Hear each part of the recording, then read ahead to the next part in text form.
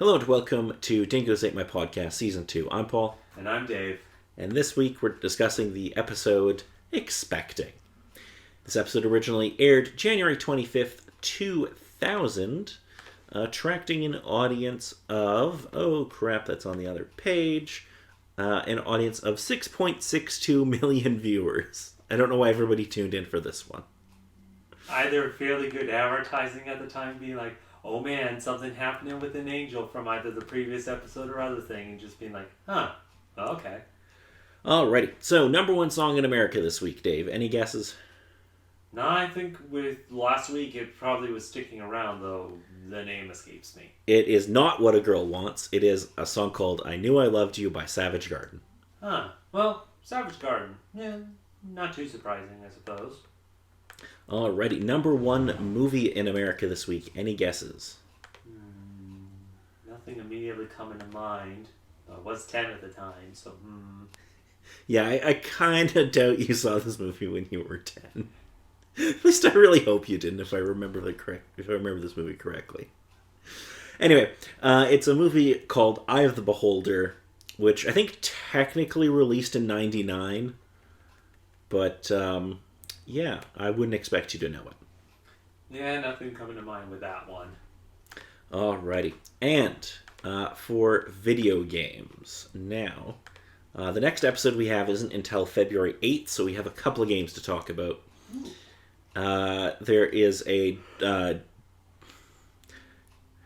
it was released in North America as Dragon Warrior Monsters, but it's Dragon Quest Monsters in Japan. Oh, okay. So it's a spin-off of Dragon Quest. Yeah. Which was on the Game Boy Color. Mm-hmm. A game called Nox, which was a PC, like, action role-playing kind of game. Wouldn't expect you to be familiar with it. Vaguely. The title's coming to mind, but nothing gameplay-wise. Yeah, I wouldn't expect it to. Okay, so we do have two big ones, though. Mm-hmm. Now, I don't know how... You'd be somewhat familiar with this franchise. I don't know how much of it you've played, though. So, this originally came out on the Dreamcast, but would later get ported to PS2 and GameCube. A little game called Resident Evil Code Veronica.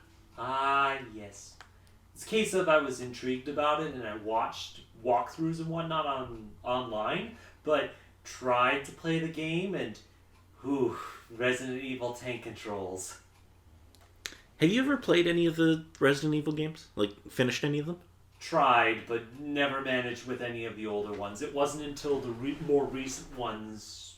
I think a case with... Oh no, didn't pick that up until a couple of years afterward.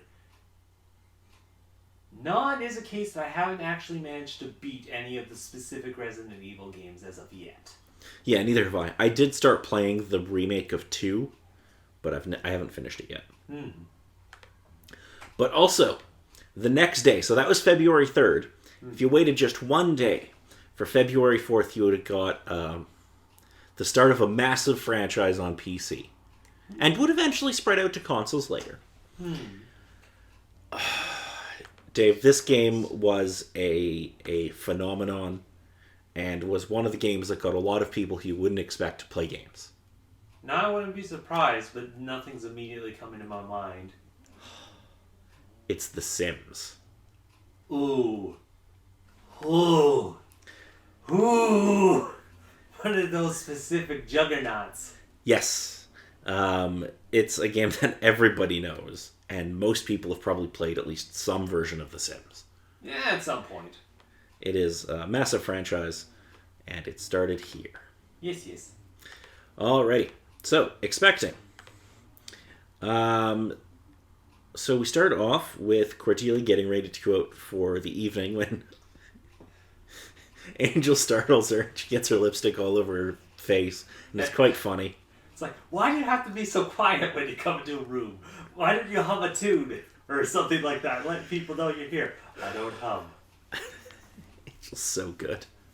So she's going out on a date with a famous fashion photographer called Wilson Christopher, whom she has apparently been seeing for a little while at this point. He seems, reasonable enough. Anyway, we see them talking at what we discover is to be a somewhat how do I put this?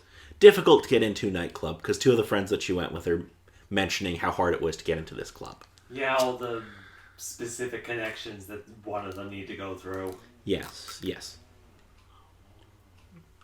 So after their time at the club, he drops Cordelia off at her place. She invites him in. They become intimate.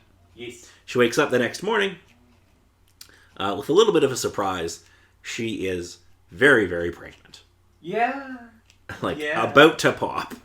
The doctor later on will say that she is approximately 8.5 months. So obviously Cordelia is slightly freaked out because she is 8.5 months pregnant and she doesn't know how. Well, we don't exactly get the entire freak out. We pass the first 3 stages of hysteria and whatnot, and kind of just get to the 4th stage of depression and, oh man, how did this all happen? So Angel and Wesley go over to her place because they're worried because he hasn't shown up for work, and they're like, we don't know who this guy is. Something might have happened. We should go check on Cordy. Yeah. They show up and find out Cordelia's pregnant, and they're like, oh shit. Yeah. Something gone sideways. They take Cordelia to the doctor to have an ultrasound done, where he detects at least 7 heartbeats. Yeah. Wesley posing as either her husband or boyfriend. They're not entirely clear. It's very funny. Yeah. It's kind of a complicated situation, so. The doctor takes some amniotic fluid. The nurse freaks out when it crystallizes kind of in the... It's acidic. Yeah, and then it eats through the floor and stuff. It's a cool little effect. Again, it's acidic. Okay, what else happens in this? So they determined that obviously Cordelia is carrying some kind of demon or demons. Yeah. That these men had helped this demon impregnate a bunch of women in the area, and there's 5 or 6 of them. Yeah, Demon Lord calling out a bunch of guys, being like, "Hey, make a deal with you. I'll give you a thing. You take this thing from me, impregnate some ladies with it, so I can get some children." It's okay. So we get to Cordelia and these women go to this abandoned, I think it's a warehouse or something. Yeah, warehouse sort of thing. They're in this tub that apparently smells nasty because Wesley's like, this smells dreadful. No, I need you to get out of there because it smells dreadful. And then this demon who's 20 feet tall comes stomping out, and Wesley's like, I will fight you. Getting ready for some fisticuffs. He just puts up his dukes and he's like, I will fight you. But first I'd like to know about my opponent before I thrash them. So he asks for its name. Which is very funny. Oh, and his comment of, do you have any hobbies? Yeah, that's good too. So Angel arrives, throws this canister of what was it? Nitroglycerin. Yes. No, it was liquid nitrogen. Yes, that's what it is. Throws this. The demon catches it. Wesley shoots it with a gun. Thing sprays all over the demon. It freezes. All the women become unpregnant because it has to maintain this psychic link with them. And then Cordy grabs... What did she grab? It's some hook or something that she chucks at it. And shatters the demon. Some pulley attachment connected to a bunch of ropes. Yeah, and then shatters the demon. And that kills the demon. 2 days later, Cordelia returns to the office. She teases the boys mercilessly and then surprises them by becoming sincere, letting them know how grateful she is to have 2 people she trusts in her life. Yes. It's a nice little moment at the end for what was a reasonably comedic episode. Yes. So what did you think of this episode? This episode was fairly good for its comedian, and there's also a particular character within the episode we didn't mention much, but we mentioned about Cordelia's roommate that she has. Oh yes, Dennis. Dennis makes... Well, he doesn't make an appearance, but it's a little difficult for him since he doesn't exactly have a body. He's kind of a ghost. But I think looking back a bit on the episode after I watched it, he's a good enough roommate. He's kind of an additional character that keeps an eye out for Cordelia, where keeps an eye on the house. When the guy comes in, he's kind of like, hey, no funny business, you don't know this guy. gets the music playing and switches it to polka. Polka, which is so good. Polka and whatnot. And even when she does go through the business and ends up pregnant, she helps her out in the bed and passes her some tissues. And is like, I'm sorry this had to happen to you. I did try to warn you. Yeah, it's quite good. Okay, so international titles for this. Ooh. Oh my god, they're good. Okay, we're going to start off with the French one because I think it's the weaker of the two. So French, it is Express Pregnancy. That makes me so happy. It nails it right on the head, pretty much. I personally prefer the German one, though, which is Diabolical Passion. It still works. It's a little bit more murky just with its wording, but again, it's just one of those ones that, with this episode. Yeah, this episode is a lot of fun.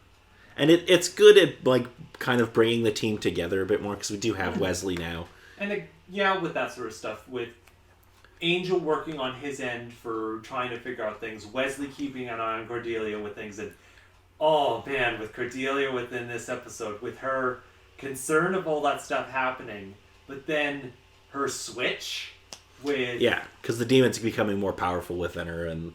with that sort of stuff, and on the one hand, when it first started, it's like, again, with all the particular stuff that's kind of happened, I'm not surprised that this angle is coming up with hormones and whatnot, but then when the psychic connection sort of came up, it's like, oh, she's most likely being affected by this. That's not great. Yeah. So, if you have nothing else about this episode, next week we'll be discussing the episode She. Angel is going to join forces with a demon princess who arrives in Los Angeles to save the enslaved women from her dimension.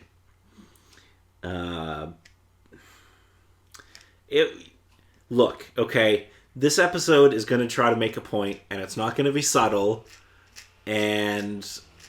Did I mention it's not going to be subtle? You did mention. Okay, good.